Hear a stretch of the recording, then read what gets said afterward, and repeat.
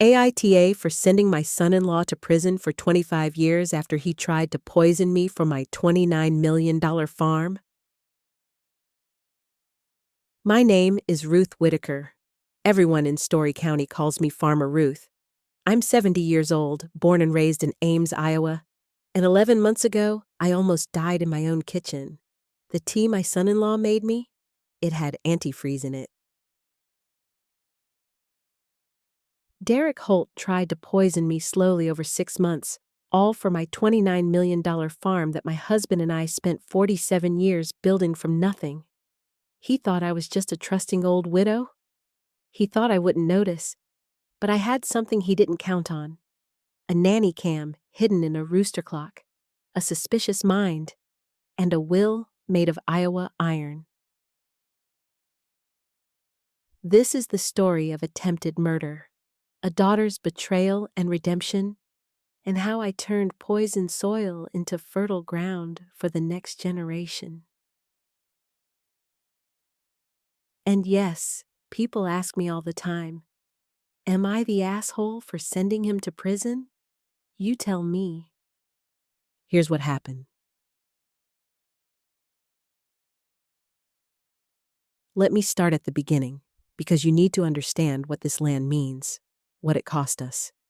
My husband John and I bought our first 40 acres in 1976. We were 23 years old, newly married, living in a trailer with holes in the floor. We paid $800 an acre with money borrowed from John's father, and everyone said we were fools. The land was played out, they said. Nothing but clay and rocks. But John, God rest him, he had a vision, and I had strong hands willing to work.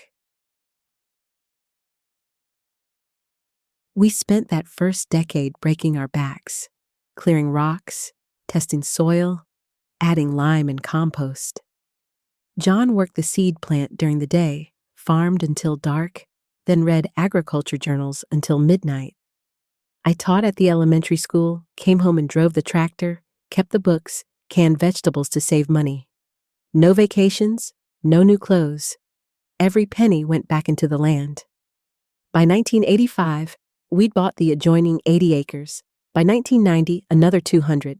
By 2000, we had 600 acres of the richest, most productive farmland in Story County. Black gold they call Iowa topsoil, and ours was the blackest. We had one daughter, Emily, born in 1989, red-haired like her daddy, stubborn like me. She grew up on that land, learned to drive a combine before she could drive a car, helped with harvest every fall, knew every field by name. John always said, "This land is Emily's inheritance. Everything we build, it's for her." And I believed him. I believed we were building something that would last generations. Then came 2020, the drought year. Half our crop failed. John had a heart attack in the south field, August heat, 102 degrees. I found him by the irrigation line, face down in the dirt he loved. He was 67 years old. We'd been married 47 years. The funeral was on a Tuesday.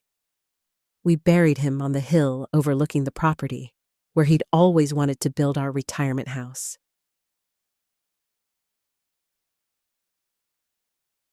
After John died, I had the farm appraised for estate purposes.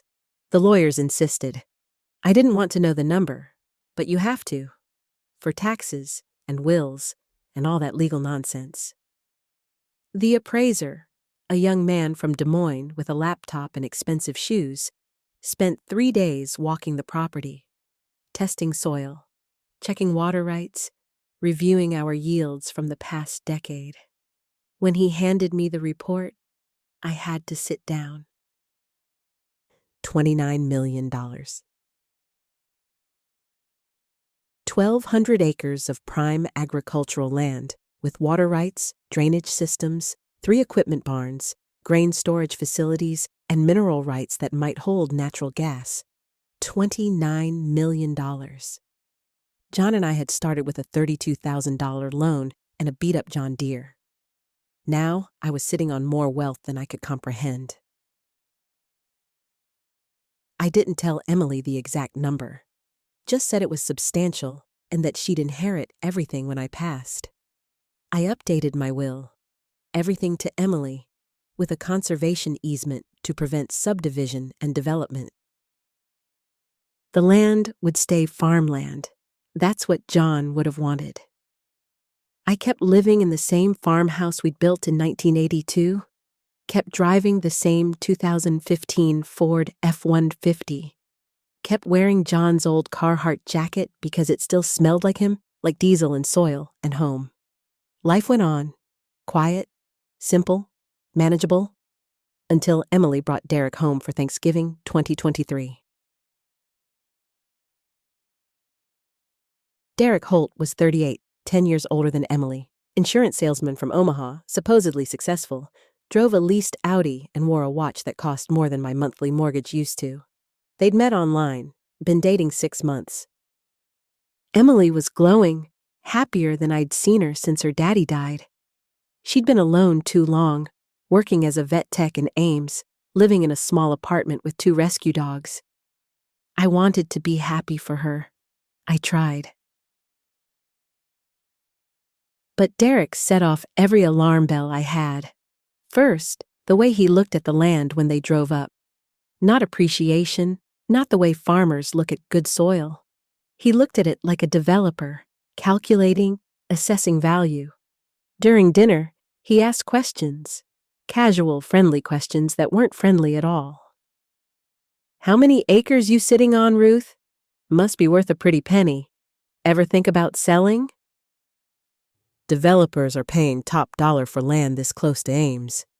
You could retire somewhere warm, let Emily have a nice inheritance now instead of waiting."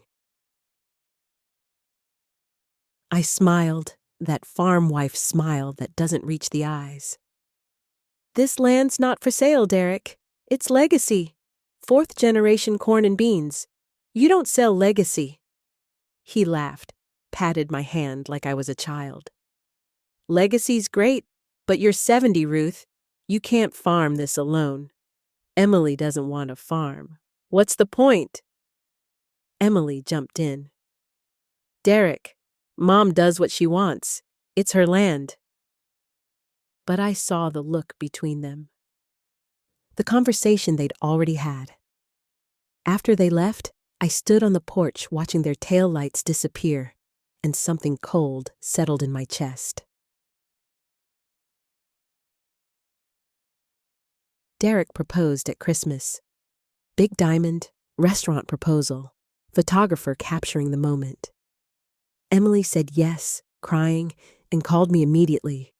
I said all the right things. "Congratulations, honey. I'm so happy for you." But I wasn't. Something was wrong. I just didn't know what yet. The wedding planning started immediately. Derek wanted big. Destination wedding, 200 guests, $80,000 budget. Emily wanted small, but Derek pushed. "You only get married once, babe. Your mom can help. She's sitting on millions in land equity." He started calling me weekly, then daily, always helpful, always friendly, always circling back to the same topics. The farm's value, my estate plan, Emily's future financial security. "Ruth, I'm in insurance. I know estate planning. Let me help you set up a trust. Protect Emily's inheritance from taxes. We could even gift some assets now, take advantage of the exemption." I deflected, made excuses, but he kept pushing. Then he started showing up unannounced. "Just checking on you, Ruth. Emily worries about you out here alone." One Saturday, I came back from the feed store and found him in my office, going through files. "Derek, what are you doing?" He didn't even look guilty, just smiled. "Looking for your insurance policy. Emily said you wanted me to review it, make sure you're covered properly." I'd said no such thing. "Get out of my office." He held up his hands, laughing. "Hey, just trying to help. We're family now, Ruth. What's yours is Emily's, right? And what's Emily's is mine. That's when I knew. He wasn't marrying Emily for love. He was marrying her for access to the farm. It started in February, 3 months before the wedding. I got sick. At first, just nausea. Thought it was a stomach bug. Then dizziness, weakness, a weird metallic taste in my mouth that wouldn't go away no matter how much water I drank. I went to Dr. Morrison, my family doctor for 30 years. He ran tests, blood work, urinalysis, EKG. Everything came back slightly off, but nothing definitive. Stress, probably, he said. You've been through a lot with John's passing. Grief manifests physically. Take these vitamins, try to rest more. But I didn't feel stressed. I felt poisoned. The symptoms would come in waves. I'd feel fine for a few days, then suddenly nauseous, dizzy, my vision blurring at the edges. My hands would shake. My kidneys ached. And I started to notice a pattern. I always felt worse after Derek visited. He'd taken to stopping by twice a week, usually evening, always bringing something. Takeout food, groceries, once a casserole he said Emily made. And tea. Derek loved making tea. You look tired, Ruth. Let me make you some tea. Chamomile with honey, just how you like it. The tea had a strange sweetness to it. Not just honey, something else, almost chemical, and a faint smell like almonds, but wrong somehow. Artificial. After drinking Derek's tea, I'd be sick for days. I'm not a paranoid woman. I've lived alone for years, never worried about intruders or dangers. But something primitive in my brain was screaming, danger, danger, danger. I bought a nanny cam online, one of those hidden camera clocks made to look like a decorative rooster. Cost $89.99. Felt ridiculous doing it, like I was in a spy movie. But my gut said, watch 'em. I put it on the kitchen shelf, positioned to see the counter, the stove, the cabinet where I kept my tea and coffee. Activated it remotely on my iPad, set it to record continuously and save to a cloud server. Then I waited. Derek came over that Thursday, let himself in with the spare key Emily had given him. It was 7 p.m. I was in the barn checking on a calf with a limp. He didn't know I was home. I watched the footage later that night, sitting in my bedroom with the door locked, my hands shaking so badly I could barely hold the iPad. The video showed Derek entering the kitchen, looking around to make sure he was alone. Then he went to his car, came back with a shopping bag. From the bag, he pulled out a green plastic bottle. Prestone antifreeze. He opened my Lipton tea tin, the one John gave me 30 years ago. Unscrewed the antifreeze cap. Poured maybe a quarter cup of green liquid into the tea. Stirred it with a spoon. Put the spoon in the dishwasher. Closed the tin. Wiped down the counter. Took the antifreeze bottle back to his car. The whole thing took 90 seconds. As he left the kitchen, he paused, looked directly at the camera position, not knowing it was there, and smiled. Just a little more, Ruth. You'll be gone by spring. Emily inherits, and I manage everything. Perfect. He said it out loud, to himself, to the empty kitchen. He said it like he'd practiced. I watched that video 5 times that night. Then I threw up until there was nothing left. Then I sat on my bathroom floor and cried for an hour. My daughter's fiancé was trying to kill me, slowly, with antifreeze mixed into my tea, ethylene glycol. I looked it up. Sweet taste, almond smell, causes kidney failure, organ damage, death. Slow and painful. Looks like natural causes in elderly people. How many cups had I drunk? 10? 20? How much poison was in my body right now? I didn't sleep that night. At 6 a.m., I called Emily. Told her to come over immediately, alone. Don't tell Derek. She arrived within 20 minutes, still in her pajamas, looking terrified. Mom, what's wrong? Are you okay? I led her to the kitchen table, set my iPad between us. Watch this. All of it. Don't say anything until it's over. I played the video. Emily's face went white, then red, then white again. She watched Derek pour antifreeze into my tea, watched him smile, heard him say those words. You'll be gone by spring. When it ended, she just sat there, frozen, her mouth open, tears streaming down her face. No, Mom, no, he wouldn't. He's not. We're engaged. He loves me. Mom, there has to be an explanation. I took her hands. Emily, baby, listen to me. Derek doesn't love you. He loves the farm. He's been poisoning me for months. I've been sick since February. Kidney pain, nausea, dizziness. It's ethylene glycol poisoning. She pulled her hands away, stood up, paced. This can't be real. Maybe he was, I don't know, putting something else in the tea? Something harmless? Emily, it's a Prestone bottle. It's bright green. It's antifreeze. There's no mistaking it. She sank back into the chair, put her head in her hands, and sobbed. Great. Heaving sobs that shook her whole body. He's been asking about your will, about the farm's value, about me being next of kin. Mom, I told him things. I trusted him. We sat together for a long time. Then Emily looked up, her face hard, her jaw set in that stubborn Whitaker way. What do we do? I'd been thinking about that all night.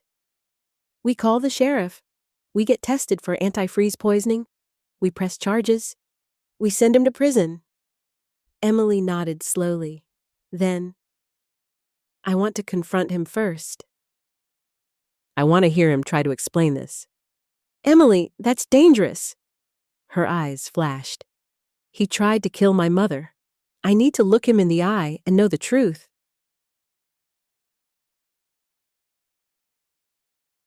Before confronting Derek, we went to the hospital. I needed proof, medical proof, that I'd been poisoned. The ER doctor, a young woman who looked about 30, listened to my story with growing horror. Ma'am, if you've been ingesting ethylene glycol for months, you need immediate treatment. This is life-threatening. They admitted me, drew what felt like a gallon of blood, ran kidney function tests, liver panels, toxicology screens. The results came back in hours. The doctor's face when she walked into my room told me everything. Mrs. Whitaker, you have significant ethylene glycol metabolites in your system. Your kidney function is at 40%. You're in acute kidney injury. Another week or two of exposure, and you would have been in complete renal failure. This is attempted murder. She called the police from my hospital room. Sheriff Tom Larson had known me for 40 years, knew John, knew the farm. When he saw the nanny cam footage and the toxicology report, his face went hard as granite. Ruth, we can arrest him right now on this evidence, but if you're willing, I'd like to catch him in the act one more time. Get him on tape admitting what he's doing. Make this case absolutely airtight. I was still in the hospital, still hooked up to IVs flushing the poison from my system.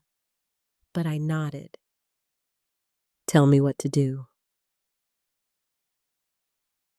They fitted me with a wire, a tiny microphone taped under my blouse, released me from the hospital with instructions to resume normal activities. Emily called Derek, told him I was home, told him I wanted to talk about updating my will before the wedding. Derek arrived within an hour, eager, excited. carrying a bag of groceries and, yes, tea. "Ruth, so glad you're feeling better. Emily said you wanted to talk estate planning. Smart. Let me make you some tea, and we'll discuss it." I sat at the kitchen table, the same table where I'd watched the video with Emily, where I'd eaten thousands of meals with John. Sheriff Larson and 2 deputies were outside in an unmarked van, listening. Derek made the tea. I watched him carefully, saw his hand reach for the cabinet, saw him add something when he thought I wasn't looking. He brought me the cup, smiling that perfect insurance salesman smile. "Drink up, Ruth. Chamomile, good for stress." I didn't drink it. Set it on the table. "Derek, I've been thinking about the farm, about Emily's future." He leaned forward, eyes bright. "Yes?" "I've decided to sell. All of it. $29 million. I'm going to donate the money to charity, the Farmland Conservation Fund. Emily will inherit what's left after my debts and expenses. Maybe a few $1,000s?" Derek's face changed. The smile vanished, replaced by something cold, something calculating, something dangerous. "You can't do that. That's Emily's inheritance. That's her future. Our future.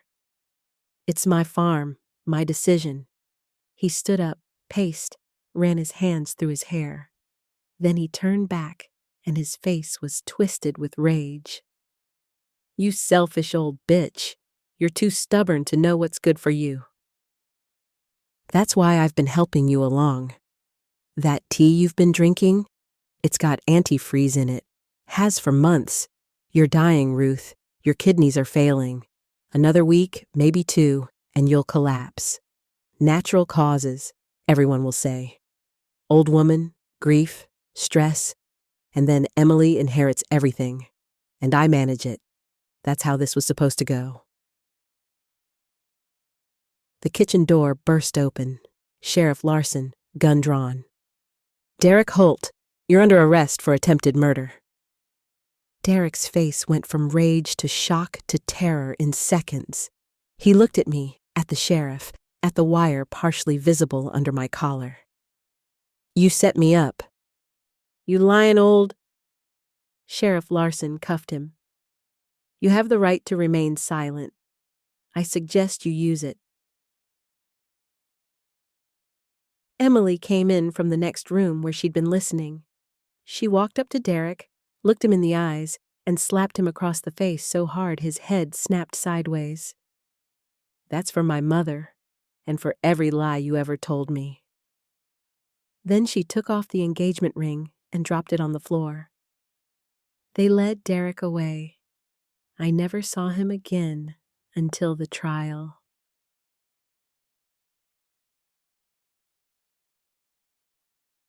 The trial was in October, 6 months after his arrest. Story County Courthouse, packed with reporters, neighbors, people from all over Iowa who'd heard the story. Derek's defense attorney tried everything. I was mentally unstable, grieving, paranoid.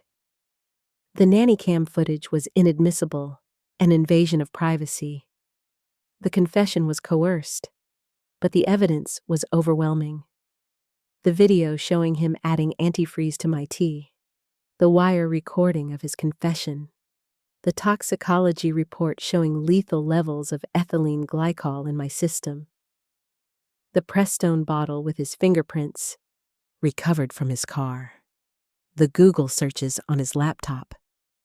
How long does antifreeze poisoning take to kill, and untraceable poisons for elderly people? Emily testified. That was the hardest day for both of us. She sat in the witness box in a simple black dress, her hands folded, her voice steady but quiet. He told me he loved me. He talked about our future, our children, growing old together. He met my mother and called her mom. He ate at her table, he pretended to care, and all along, he was killing her, slowly, painfully, for money. She looked at Derek directly. I loved you, and you used that love to try to murder my mother. I will never forgive you, and I will never forget. When it was my turn to testify, I told the truth simply and clearly. The sickness, the pattern, the video, the poisoned tea. How close I came to dying in the very house my husband and I built together. Derek's attorney asked if I felt guilty for entrapping him. I looked at the jury. I feel guilty that I didn't see through him sooner, that I let him into my home, into my family. But entrapment? No. I gave him every chance to stop. He didn't. He chose murder. That's on him. The jury deliberated for 6 hours. When they came back, the foreman stood and read the verdict. We, the jury, find the defendant, Derek William Holt, guilty of attempted murder in the first degree, guilty of poisoning with intent to kill, guilty of elder abuse, guilty of fraud. Derek sobbed, loud and theatrical. I just wanted to help Emily. I just wanted the farm to stay in the family. The judge, a stern woman in her 60s, looked at him with disgust. Mr. Holt, you are a predator and a coward. You targeted a grieving widow for financial gain. You tried to murder her in the slowest, most painful way possible. 25 years in prison. No possibility of parole. And when you get out, if you live that long, you will never set foot in Story County again.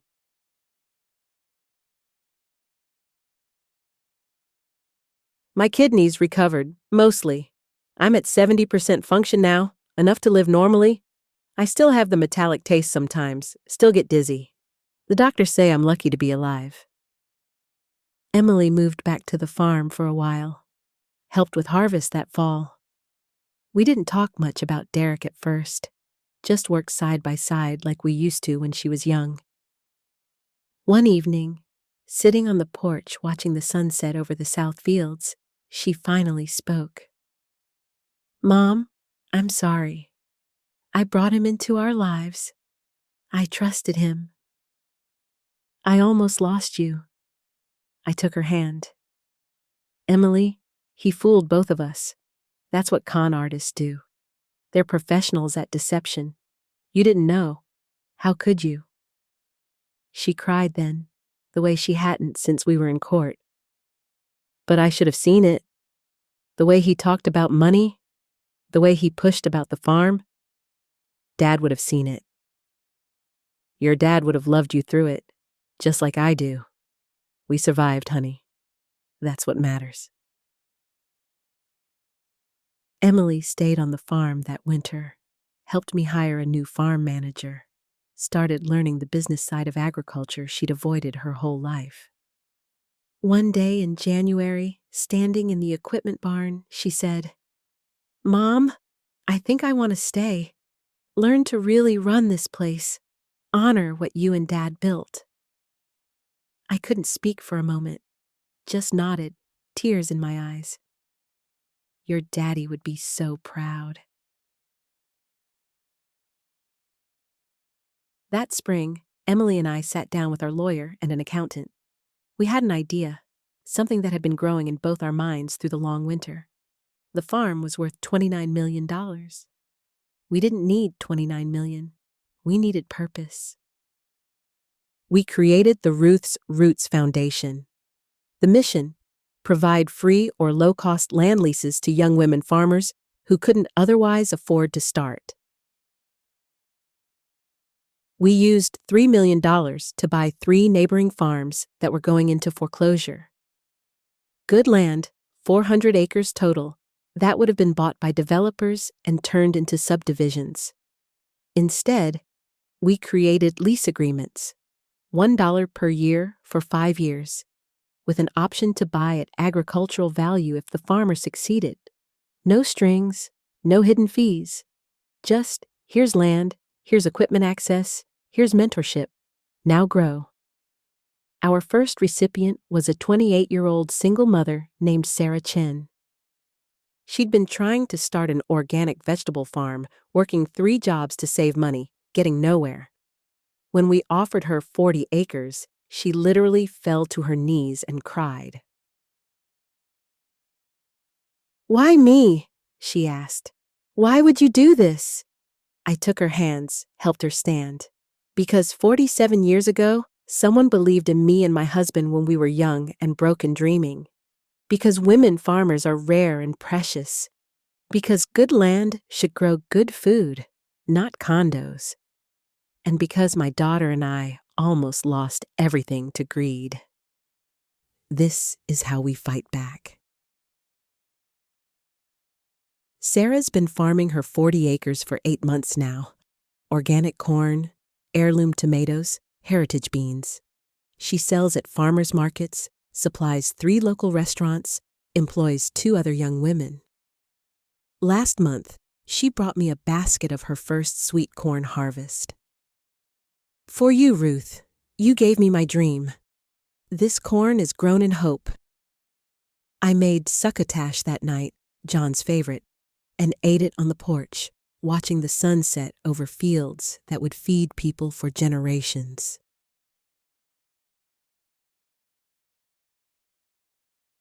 Emily started dating again last spring.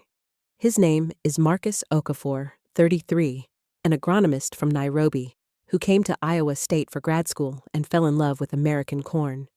He's quiet, thoughtful, wears work boots that are actually muddy from real work. He speaks 3 languages and can identify soil types by touch. When Emily brought him to Sunday dinner, he spent an hour talking to me about conservation tillage and cover crops. Never once asked about the farm's value. Never once mentioned inheritance or money or future plans. Just talked about soil like it was sacred, which, to farmers, it is. After dinner, walking Marcus to his truck, Emily looked different. Lighter, happier, healed. "Mom, I'm taking it slow. Really slow. But I think he might be the one." I hugged her tight. "Take all the time you need, baby. Real love waits. Real love doesn't poison your tea." She laughed, the first real laugh I'd heard from her in over a year. Marcus proposed last month. Simple ring, nothing flashy, made from a meteorite fragment. Iron that fell from space, millions of years old, he explained. Like the iron in this soil, like the strength in your family, permanent and precious. Emily said yes. The wedding will be here, on the farm, in the fall after harvest. Small ceremony, close friends, family we trust. And this time, I'm not worried.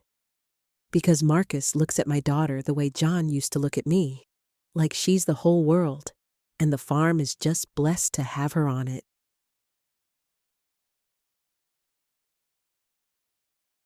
People still ask me, especially on the internet where everyone has opinions about everything. "Ruth, was 25 years too harsh? Should you have shown mercy?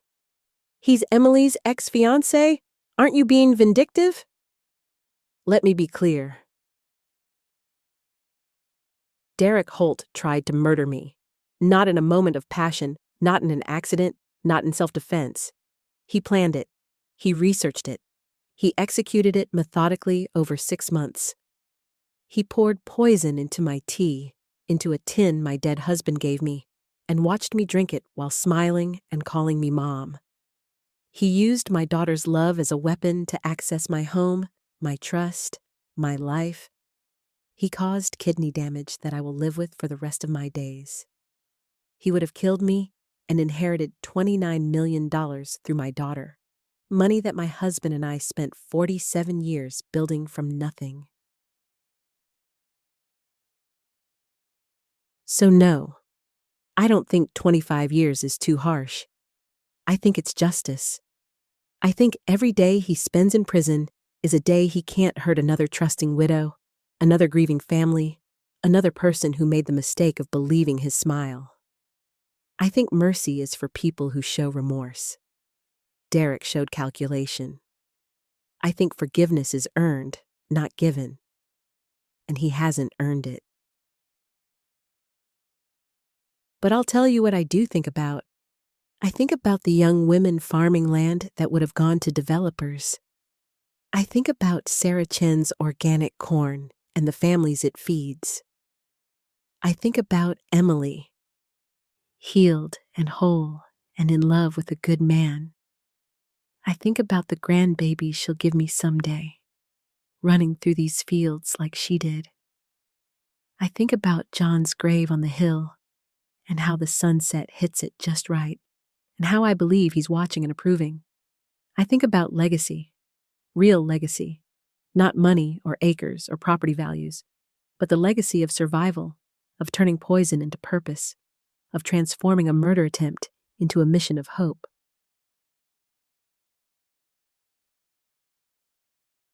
Last week, I was out in the south field, checking on the winter wheat Emily and Marcus planted. The soil was black and rich, smelling like rain and growth and all the years John and I poured into it. I knelt down the way John used to and let the dirt run through my fingers. This soil has been here for thousands of years. It was here before me, before John, before Derek's evil touched our lives, and it'll be here long after we're all gone. The soil doesn't care about greed, doesn't care about murder plots or poison tea or 25-year prison sentences. The soil just grows, endures, renews. That's what we're doing now. Growing, enduring, renewing. The $29 million isn't in bank accounts or investments anymore. It's in Sarah's tomato plants and 3 other young farmers who got their start. It's in Emily's agricultural degree she's pursuing online. It's in the conservation easement that will protect these fields from development forever. It's in soil, where it belongs. Derek wanted to take this land and turn it into cash, into condos, into something dead and profitable. Instead, it's more alive than ever. Feeding people, teaching people, healing people. He's in a cell in Fort Dodge Correctional. 237 months left on his sentence. I don't think about him much anymore. But when I do, I think, you tried to poison the wrong old lady. The soil remembers every seed planted, every harvest reaped, every hand that worked it with love, and it remembers every hand that tried to steal it through murder. Derek Holt's name will be forgotten, but Ruth's roots will grow for generations. That's the real inheritance. That's the real revenge. Justice served. Legacy secured. Poison transformed into purpose. So, I'll ask you one more time. Am I the asshole for sending my son-in-law to prison for 25 years after he tried to poison me for my $29 million farm? Comment below. Tell me what you would have done. Tell me if mercy matters more than justice. Tell me your stories of betrayal and survival. I read every comment. Every story matters. If you or someone you love is being exploited by a family member, trust your gut. Document everything. Get help. You're not paranoid. You're surviving. Subscribe for weekly true stories of revenge, resilience, and redemption. Next week, the nursing home theft. How my nephew tried to steal my house while I was recovering from surgery. This is Ruth Whitaker, Farmer Ruth, signing off from Story County, Iowa. Stay strong, stay suspicious when you need to be, and remember, the soil always remembers who worked it with love and who tried to steal it with lies. Thank you for listening to my true story.